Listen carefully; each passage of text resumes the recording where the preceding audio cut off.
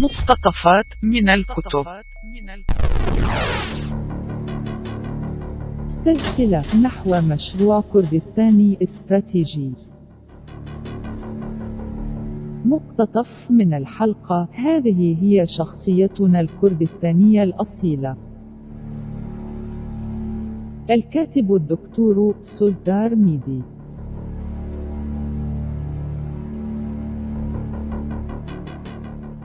نما الجبل في شخصيتنا الشجاعة وشدة البأس والعناد والاعتزاز بالذات وحب الحرية. شهد غيرنا بذلك.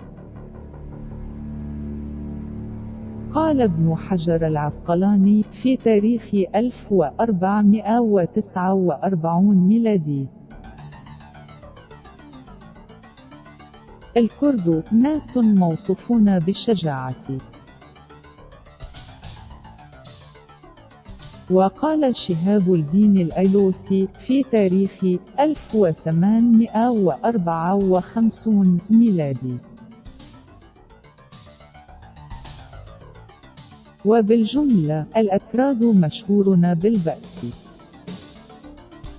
وخصلة النبل عريقة فينا، إنها ظهرت في تراثنا اليزداني الأزدائي. جاء في زند أفيستا: كن نبيلا. الشهامة والنبل هو الأفضل لتنفيذ الأعمال مع الأعداء. كن نبيلا رقيقا وحسن النية.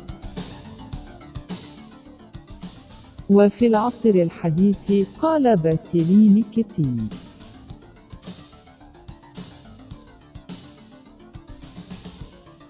الصفة البارزة للكرد هي حبهم للقتال. لقد علمت الحياة الفرد الكردي أن العالم ملك الشجاع. وقال نيكيتين أيضا: تماثل لفظ كرد ألفاظا سامية وبخاصة في الأكادية والآشورية، وهي تعني قومي بطل. وقال دياكونوف: ليست صدفة أن الآشوريين كانوا يسمون الميديين بالأقوياء. وقال الباحث الأرمني أبوفيان: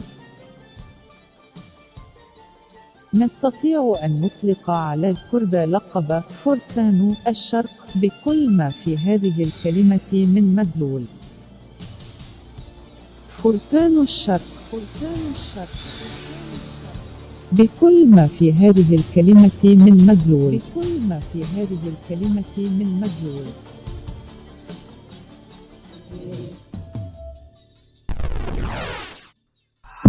مقتطفات من الكتب من إعداد سردار رامان.